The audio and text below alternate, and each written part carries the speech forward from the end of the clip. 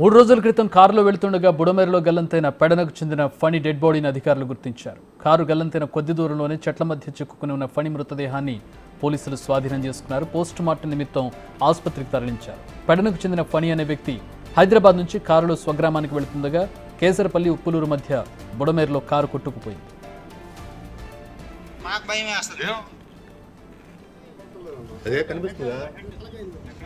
ఇదిగోండి ముద్దలాగా ఉందా దాటి కింద.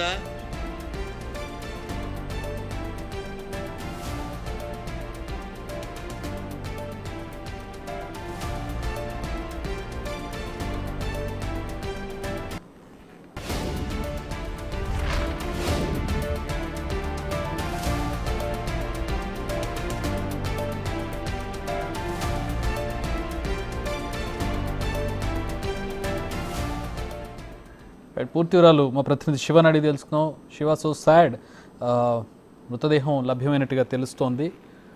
ఏంటి ఫణికి సంబంధించినటువంటి బ్యాక్గ్రౌండ్ ఏంటి, అతని కుటుంబ సభ్యులు ఏమంటున్నారు?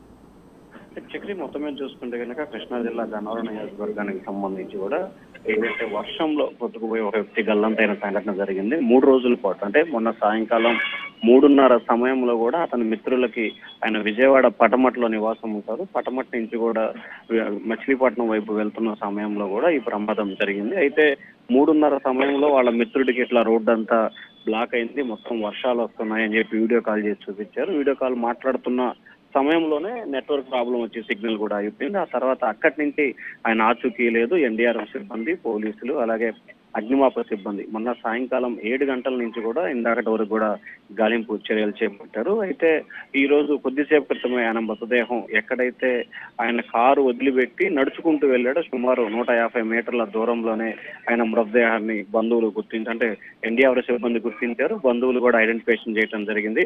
హైదరాబాద్ లో రియల్ ఎస్టేట్ వ్యాపారం చేస్తున్నట్లు కూడా తెలుస్తా ఉంది. అయితే ఆయన విజయవాడలోనే నివాసం ఉంటూ హైదరాబాద్ అలాగే విజయవాడ ప్రాంతంలో రియల్ ఎస్టేట్ వ్యాపారం చేస్తూ కూడా తరచూ ఇక్కడికి వస్తున్నట్టు తెలుస్తా ఉంది. గన్నవరం సమీపంలో వారి మిత్రుడి గెస్ట్ హౌస్ లో దానికి ముందు రోజు ఆ రోజు కూడా వ్యాపార కార్యకలాపాల కోసం కూడా విజయవాడ మళ్లీ వచ్చినట్లు కూడా తెలుస్తా ఉంది. ప్రస్తుతం అయితే ఆయన కుటుంబ సభ్యులు కన్నీరు మున్నీరుగా వెలిపిస్తున్నారు. కొద్దిసేపు క్రితమే అతని మృతదేహాన్ని గన్నవరం ప్రభుత్వ వైద్యశాలకు తరలించారు. పోస్ట్ మార్టం నిర్వహించి అతని మృతదేహాన్ని బంధువులకు అప్పగిస్తారు. చెప్పారు. Thanks for the update Shiva.